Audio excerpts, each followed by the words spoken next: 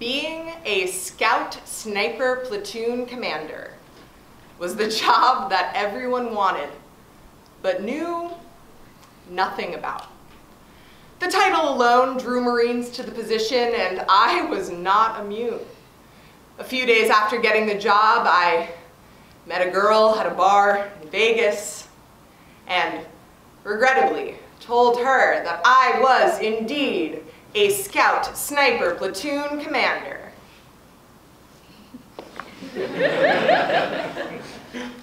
She looked at me with no real sense of recognition or interest. And it didn't take me much longer to realize that titles don't really mean anything.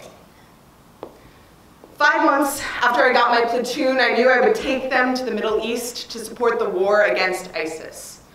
To prepare for that, I had to lead them through training, weeks of exercises in the Mojave Desert, fighting a fake enemy, but in the most real way possible, to prepare them for the war. The final mission, the culmination of these exercises, fell on the shoulders of one of my team leaders named Wes. To get the mission approved, he had to brief our unit commanding officer in front of some of the unit's key staff. And in some ways, this brief went perfectly. The mission was approved, we were set to launch. The only problem was that Wes was sporting a fresh black eye from a fight with another guy in our platoon the night before. There were murmurs when he stood up to brief. I was sitting with my commanding officer. I leaned over to him.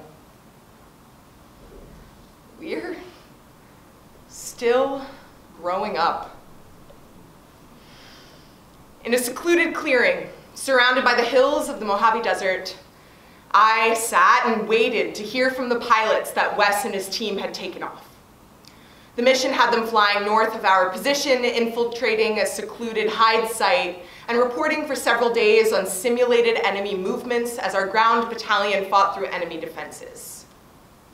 I sat outside the tent that was our command center by the radio when I saw Wes leaning halfway out of a helicopter flying almost directly overhead to the northern mountain pass that would be his position. I walked back into the tent and told the radio officer that I was pretty sure that they had taken off. 3 days later, time was ticking closer to extract. Wes and his team had performed well, and they radioed to let us know they were waiting at the extract point. And that same point of the mission then hit us, the radio silence between when we thought they would get picked up and when it would actually happen. Now, I was sitting across from an air officer who was serving as air traffic controller. And I was watching him as he took off his headset and stared straight ahead. And from the radio in the corner of the command center tent, I heard the muffled call, "Bird down." Now, I stood up from my seat and I ran over to the corner of the command center to that radio. Any composure I had was gone, and I blurted out, "We lost them." Now, exercise controllers, burst into the room. They said the exercise was paused, of course, giving no details as to what had happened. And we stood in disbelief.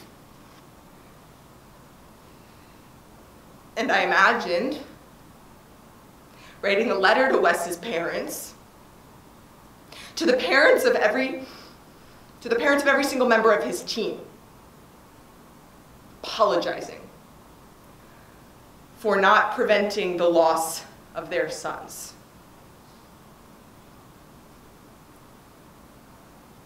And then Wes's voice came through on the radio.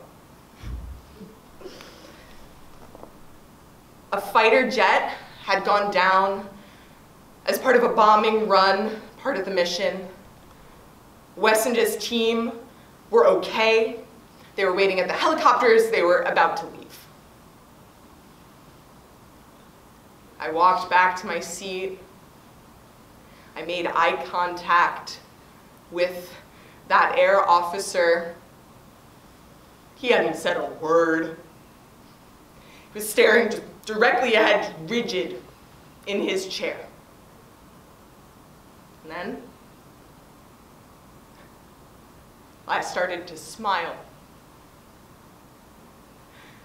I couldn't help it. It felt maniacal, bizarre, evil. Even a smile I could not control.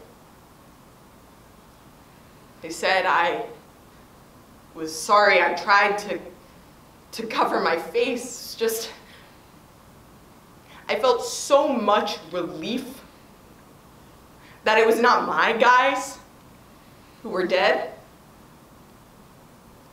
that I couldn't show any compassion when it was someone else who had died.